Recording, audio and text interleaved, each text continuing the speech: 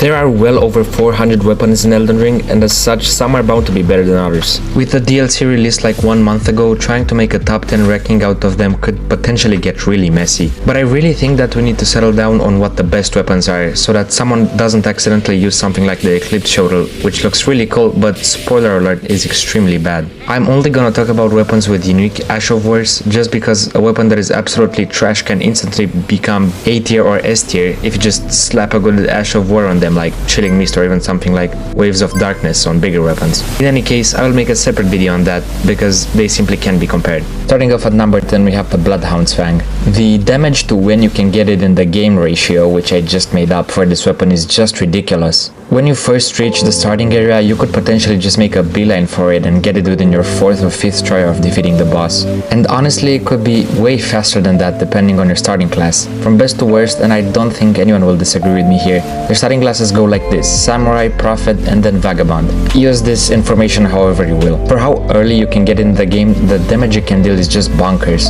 Besides the really high base attack it has, it also provides a really generous amount of bleed and an Ash of War that can carry it through the entire duration of your playthrough. Bloodhound's Fang is never really unsafe to use. Yes, it has a bit of a longer startup, but it is very rarely considered too risky to not try and sneak one in. Not that that matters all that much, since the follow-up does insane poise damage, I think around 40, correct me if I'm wrong, and it has iframes, which is extremely rare to have on anything at all in this game. I think they could have included this gimmick on more weapons so that the core gameplay becomes more aggressive and we're not stuck to just rolling and jumping, but that's a topic for another day. Like, this weapon is literally impossible to surpass in damage until like 10 to 15 hours into your playthrough. This is undoubtedly the best early weapon you can pick up in the entire game.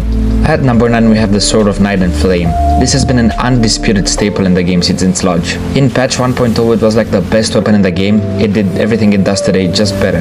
In patch 1.03 they cut its damage by about 20% or more, which didn't make it unusable at all. It just made it honestly all around balanced. Makes you think why they waited a whole 3 other patches to nerf the Rivers of Blood. Just like the Bloodhound Fang, once you acquire it, it can just carry you through the entire game comfortably. Besides looking extremely flashy, it excels at dealing insane amounts of damage with its 2 weapon arts. And there are just so many ways to boost this damage even further. At first glance you're gonna be seeing the 3-way split damage and think, wow, why would anyone use this trash? But here's the thing, the weapon arts deal exclusively magic or fire damage respectively, making speccing into one of these 2 incredibly easy. You could try to make the most out of both the laser beam and the fire splurge in the same build, but it's generally better to invest into whichever you prefer and just stick with that. I guess you could call that a downside for this weapon, the fact that it just gives you so many options to build around it. I mean, obviously, since it scales with all possible stats except Arcane. It's really important to note that Dex and Strength increase the weapon's AR, but Int and Faith increase the damage of the weapon art. This might trick you into putting points into Dex and Strength, but it's really a trap. It's simply way better to just either Fate or Int and build around that. To be fair,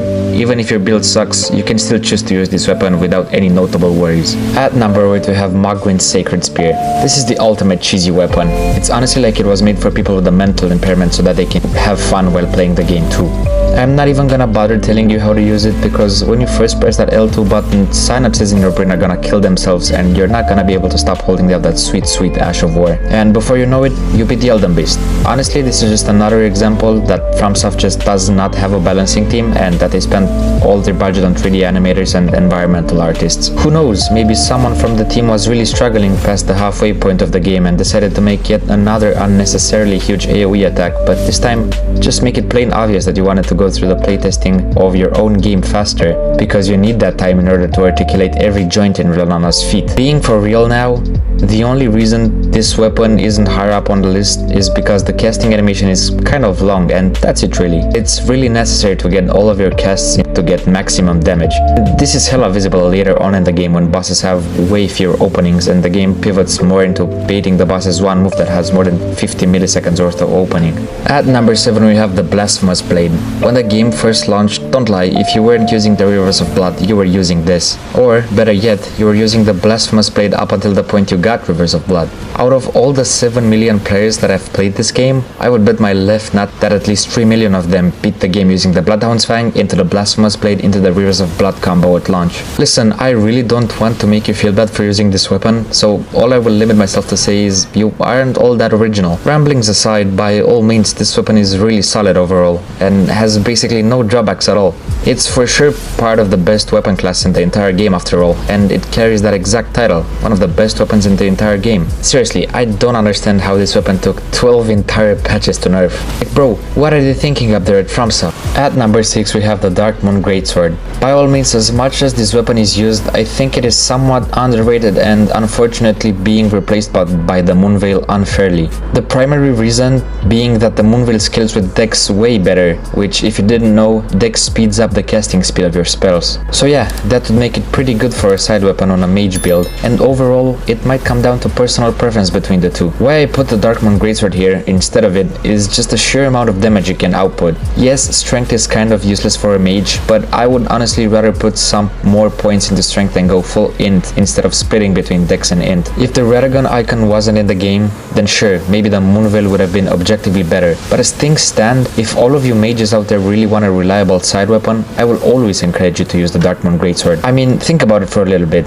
If you invest into Dex, you will boost your casting speed and the R1s of the Moonveil Katana, but if you put the minimum points required into strength, use a Radagon icon and go full into intelligence, you will just have straight up stronger Ash of War between the two, and more damage on your spells, which in the end is what you actually want. What kind of sucks is how late you get it in the game. I mean, you basically only need to beat Rodon and Estelle to get it, but what new player is gonna know how to precisely complete Ronnie's questline completely before getting into a point like killing Morgat? This is definitely one of the more hidden OP weapons in the game for sure, but for how hidden it is, goddamn it is impressive. At the end of the day, staple of the Soul series had next to no chances of being subpar. At number 5 we have the Bolt of Grandsexe. Look, one way or another you ended up using this weapon. It has been showcased at least a million times before and it has basically been shilled to death, but honestly, for good reason. As a Souls fan, I am proud to say that FromSoft has successfully introduced the equivalent of a sniper rifle in an MMO fantasy game.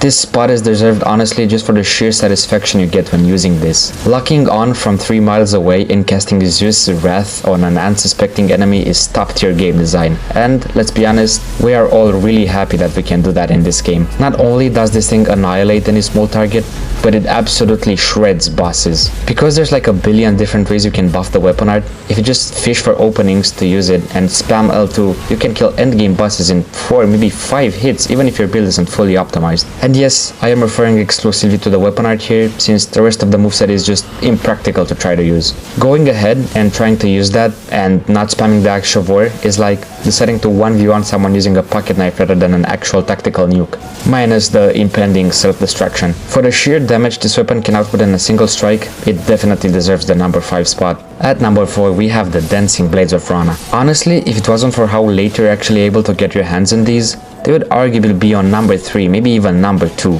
So I'm just gonna assume that no one here lives under a rock and that we all know how much DPS these can output. Just in case you're not up to date though, once you activate the weapon art, everything within 10 feet of you is officially in the kill zone. If you can avoid getting hit or are able to stagger your opponents enough, there is literally nothing in the game that can sustain just your sheer damage output. I mean really, if you avoid getting hit entirely, you literally melt every single boss in the entire game. But honestly, that's just easier said than done. No one is gonna let you wail on them for like more than 2 seconds. This is partially relevant if you use the Iron Jar aromatic, but even in this state, if you're using the Dancer armor to boost your damage to the limit, you're gonna be taking a lot of damage. I found that the weapon art is best used when the boss is staggered. Just completely ignore visceral attacks and focus on keeping the Ash of War held down. But even if you can't spam the weapon art, the moveset itself is totally viable and useful, and it even works with most talismans that boost your weapon skill, unlike the Bolt of Grandsexe. Not only are you extremely stylish when using these weapons, but you're also a literal walking blender if that's what you're into. Definitely an S tier weapon. At number 3 we have the Moray Executioner sword. I cannot even begin to tell you how massively underrated this thing is. I mean, this is just a sleeper OP weapon. Look, I might have a tiny minuscule amount of bias when it comes to this weapon, because it was my favorite thing to use in invasions back in the day, when the weapon art was inescapable in PvP. Yes, that was a thing, and I'm gonna take a wild guess and say you've never heard about this. That's because it was patched without being listed in the patch notes, somewhere around 1.09 if I'm not mistaken, but, and this is a big but, I might be tripping. I honestly just woke up one day and realized I'm not getting free kills by pressing L2, and I assumed that they hot patched it or something. But PvP aside, if you have Millicent's Prosthesis, the Rotten Winged Sword Insignia, and the Shadow of Alexander, you got yourself a delete button. I cannot stress how slipped upon this weapon is. It's not like totally obscure, because how the hell does no one talk about it more often?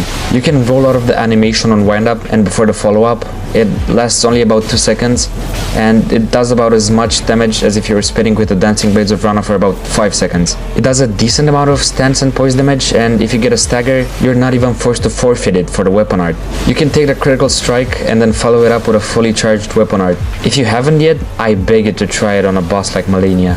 At number 2 we have the Star Fists. These little spiky balls of pain can achieve a lot more than they let on. It is crazy how much of a step up these are over literally any other fist weapon in the game. I mean, this is unironically in the S tier while every other fist weapon is B tier, if we're being really generous. I seriously couldn't tell you why, but they made the charged heavy attack on these absolutely cracked. Even though that's like unironically the only good part about them, it completely outshines any downsides you could have. This isn't the speedrun weapon for no reason. I mean, you seriously cannot tell me that you have not seen a naked man with 2 spiky balls in their hands, 2 shots staggering and beating every remembrance boss in the game.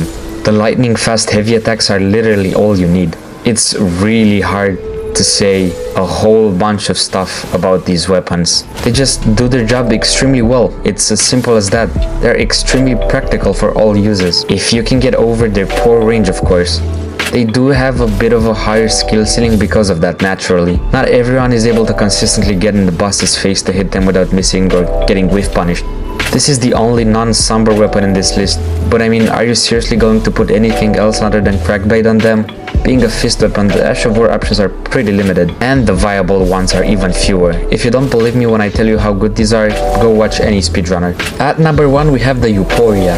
After the recent changes which are giving it better buffs and overall more damage, the Uporia finally joins the gang of Souls weapons that are found at the end of the DLCs and that are unreasonably broken. In case you don't know, the Uporia works on stacks. 2 lights or a charged heavy attack give you the first stack, which adds damage to your weapon and makes your weapon out a short and sweet laser beam attack. And the second stack that gives you even more damage and transforms your Ash of War into Homelander's Eyes. For how easy you actually obtain all these buffs, all you really need is to know exactly when to use the empowered version of the weapon art. But no problem if you don't find the opening, you can literally just spam charged heavy attacks and you will melt everything. They work absolutely wonderful with the Rotten Winged Sword Insignia and Millicent's Prosthesis, and also with the Holy Scorpion Charm. There's no better weapon to use other than the Uporia. Anyway, these are all the weapons I have for you today. Now tell me truthfully, do you agree with my list, or do you think that I'm the single dumbest person that has ever lived? I'd love to hear what you think down in the comments below. For anyone who's still here and wants to know a little bit more, I just entered my first year of college and my schedule is looking really tight, so any support is really appreciated. But anyway, thank you guys for watching and I'll see you in the next one. Bye!